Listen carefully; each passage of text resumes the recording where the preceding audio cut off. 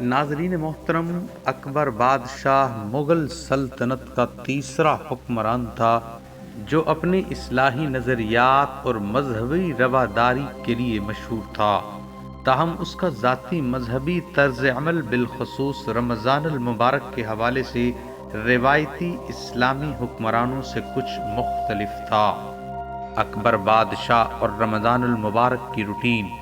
ابتدائی دور میں جب اکبر نوجوان تھا، وہ اسلامی روایات اور تعلیمات پر عمل کرتا تھا اور رمضان المبارک کے دوران روزے بھی رکھتا تھا، لیکن جیسے جیسے اس کی حکومت مستحکم ہوئی اور اس کے خیالات میں تبدیلی آئی، اس کا رویہ بھی مختلف ہوتا گیا۔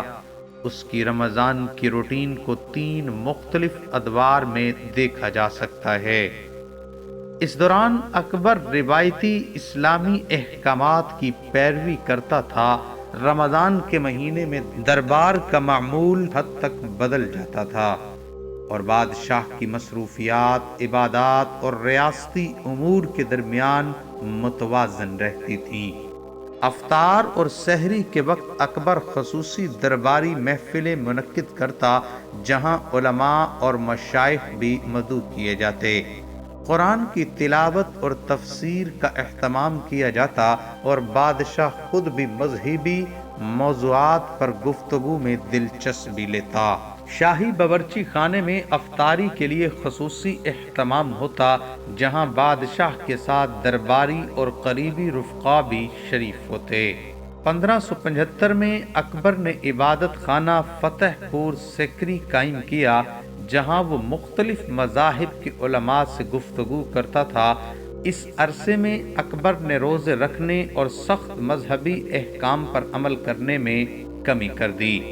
اس کا رجحان تصوف اور روحانی مباحث کی طرف زیادہ ہونے لگا اور وہ مختلف مذاہب کے عقائد پر غور کرنے لگا۔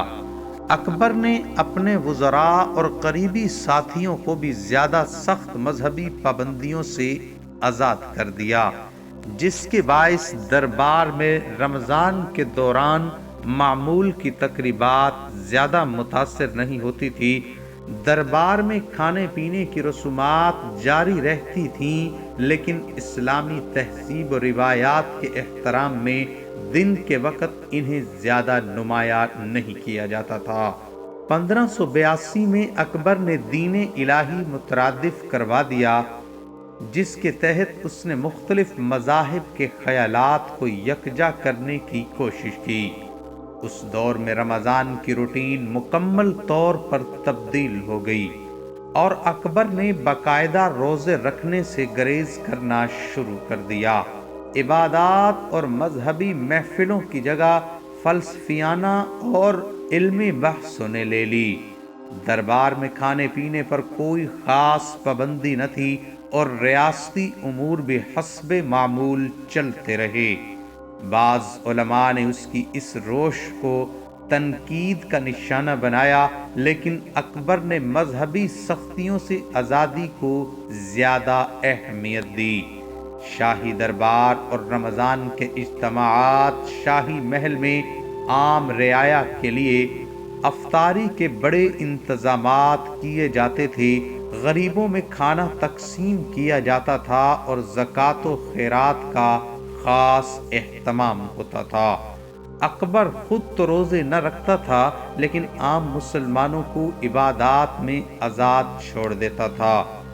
اکبر بادشاہ کا رمضان المبارک کے ساتھ رویہ اس کی مذہبی سوچ کے ارتقاء کے مطابق تبدیل ہوتا رہا۔ ابتدائی طور پر وہ اسلامی روایات پر عمل کرتا تھا، مگر بعد میں اس نے انفرادی طور پر مذہبی احکامات سے فیصلہ اختیار کر لیا۔ تاہم اس کے دربار میں رمضان کی اہمیت برقرار رہی اور رعایا کے لیے خیرات اور افطاری کے انتظامات کیے جاتے رہے۔ ناظرین، یہ تھی ہماری آج کی ویڈیو۔ آپ کو ہماری آج کی ویڈیو پسند آئی ہوگی۔ تمام دوستوں سے گزارش ہے کہ ہمارے چینل کو سبسکرائب کر دیجئے گا۔